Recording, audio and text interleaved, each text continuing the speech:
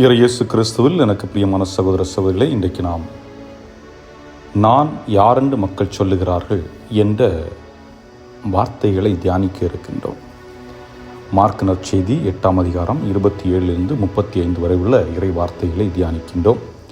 ஆக இன்று 24ஆம் வாரத்தின் ஞாயிறு. இன்றைக்கு நாம் சிந்திக்க இருக்கின்ற 2 கேள்விகள். இயேசு சீடர்களை பார்த்து கேட்ட முதல் கேள்வி, மக்கள் என்னை யாரென்று சொல்லுகிறார்கள்? அன்றைய மக்கள் இயேசுவை ஒரு போதகராக, ஒரு இறைவாக்கினராக பார்த்திருந்தார்கள். அதனால் அவர்களால் இயேசுவை இறைமகன் என்றோ கடவுள் மகன் என்றோ புரிந்து கொள்ள முடியவில்லை. ஆகவே அவர்கள் அப்படிப்பட்ட வார்த்தைகளை பயன்படுத்தவில்லை. ஆனால் இறைவாக்கினர் என்று ஏற்றுக்கொண்டிருந்தார்கள். இதே கேள்வி இன்றைய மக்களிடம், அதாவது இயேசு பிறந்து 2000 ஆண்டுகள் கழித்த பிறகு இந்த கேள்வியை மக்களிடத்தில் கேட்டால் என்ன பதில் கிடைக்கும்? ஒரு சிலர் அவர் மீட்பர், மெஸ்ஸியா, கடவுள் என்றும், இன்னும் பலர் அவர் இறைவாக்கினர் என்றும், சாதாரண மனிதர் என்றும், அப்படி ஒருவர் பிறக்கவில்லை என்றும், அது ஒரு கட்டுக்கதை என்றும், இவ்வாறு பல வாதங்களை மக்கள் முன்னெடுத்து வைப்பார்கள் என்பதுதான் அடிப்படை உண்மை. ஆனால் அதில் நாம் நம்பிக்கைக்குரியவர்களாக இயேசு இறைமகன், அவரே மீட்பர், அவரே ஆண்டவர் என்பதை அறிக்கையிட்டவர்களாக, விசுவாசித்தவர்களாக நாம் நின்று கொண்டிருக்கின்றோம். 2வது கேள்வி தனிப்பட்ட கேள்வி. முதலாவதாக பொதுவான கேள்வி, 2வது தனிப்பட்ட கேள்வி, நீங்கள் என்னை யாரென்று சொல்லுகிறீர்கள்? இந்த கேள்வி நம் அனைவருக்குமான தனிப்பட்ட கேள்வி. இயேசு எனக்கு யார்? எனக்கு அவர் தந்தை, தாய், நண்பர், இருப்பவர், என் பாதுகாவலர், என் வழிகாட்டி, என் துணையாளர், என் அன்பர், என் மீட்பர், என்னை மன்னிப்பவர், என்னை மகிழ்விப்பவர் என்று பல பரிணாமங்களை எனக்கு எடுத்துக்கொண்டிருக்கின்றார். அதுபோன்று உங்களுக்கு யாராக இருக்கிறார்? சிந்தித்து பாருங்கள். இயேசு சீடர்களிடம் இந்த கேள்வியை கேட்டபொழுது பேதுரு சொன்னார், ஆண்டவரே, நீரே மெஸ்ஸியா, மீட்பர். ஆனால் அதை முழுமையாக புரிந்து சொன்னாரா என்றால் அது கேள்விக்குறிதான். காரணம், யூத மக்கள் மெஸ்ஸியா ஒருவர் வருவார், அவர் உரோமையர்களிடம் சண்டையிட்டு நம்மை மீட்பார் என்று எண்ணி வாழ்ந்தனர். அதே எண்ணம்தான் பேதுருவுக்கும் இருந்தது.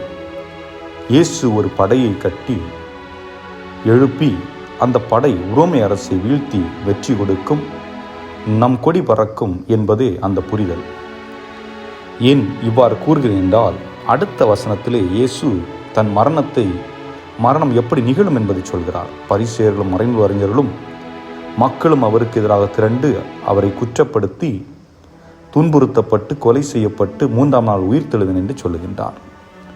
இதை கேட்டவுடன் பேதுரு பதறிப்போய் இயேசுவை தனியாக அழைத்து சென்று, ஆண்டவரே, அதெல்லாம் நமக்கு தேவையில்லை என்று இயேசுவிடம் சொல்ல, இயேசு அப்பாலை போ சாத்தானே என்கிறார். ஆக இயேசு பேதுருடைய உள்ளத்தில் இருந்த அந்த உலக முகத்தை அப்பாலை போ என்று சொல்லுகின்றார். அவர் பேதுருவை சாடவில்லை, மாறாக அவருடைய உள்ளத்தில் இருந்த அந்த ஆசையை கடிந்து கொள்கிறார். இதை அப்படியே நமது வாழ்வில் நாம் ஒப்புமைப்படுத்தி பார்க்கலாம். எது என் வாழ்வில் என்னை இறைவன் அருகில் நெருங்க விடாமல் செய்கிறது? என் ஆசைகள், எனக்கு இந்த உலகின் மீது உள்ள பற்று, பொருட்கள் மீது உள்ள பற்று, பணத்தின் மீது உள்ள பற்று, உலக இன்பத்தின் மீது உள்ள ஆசைகள், ஆர்வம், இறைவனை பற்றிய புரிதலை எனக்கு கொடுப்பதில்லை, இறைவனை நெருங்க அனுமதிப்பதும் இல்லை. நாம் ஆலயம் செல்லுகின்றோம், ஜெபிக்கின்றோம். அப்பொழுதெல்லாம் நாம் என்ன வேண்டுகின்றோம்? ஆண்டவரை உம் சித்தம் நிகழட்டும் என்றா வேண்டுகின்றோம்? இல்லையே, நம்முடைய தேவைகளை கேட்டு அல்லவா நிற்கின்றோம். இயேசு சொல்கிறார், என்னை பின்பற்றுகிறவர்கள் தன் ஆசையை துறந்து கொண்டு, தன்னை இழந்து, தன் சிலுவையை சுமந்து கொண்டு என்னை பின்பற்றட்டும். அதாவது பற்றற்ற நிலையிலே என்னிடம் வாருங்கள், நான் உங்கள் உள்ளத்திலே முழுமையாக குடிகொள்வேன். நான் உங்கள் உள்ளத்தில் முழுமையாக குடிகொள்ளுகின்ற பொழுது உங்கள் உள்ளம் மகிழ்ச்சி நிறைந்ததாக மாறும். உங்கள் உள்ளம் மகிழ்ச்சி நிறைந்ததாக மாறுகின்ற பொழுது உங்கள் தேவைகள் நான் நிறைவு செய்வேன். சிந்தித்து பார்ப்போம். இறைவன் இருக்கும் இடத்தில் துன்பம் இருந்தாலும் அதை தாங்கும் வல்லமை இருக்கும். இறைவன் இருக்கும் இடத்தில் மகிழ்ச்சி இருக்கும். இறைவனிடத்தில் இருக்கும் இடத்தில் அன்பு இருக்கும். இறைவன் இருக்கும் இடத்தில் மன்னிப்பு இருக்கும். இவைகள் நம்மிடமும் நம்முடைய குடும்பத்திலும் இல்லை என்றால் அங்கே இறைவன் இல்லை என்பதே பொருள். சிந்தித்தவர்களாக இந்த நாளை இறைவனுக்கு அர்ப்பணித்து மன்றாடுவோம். ஆமென்.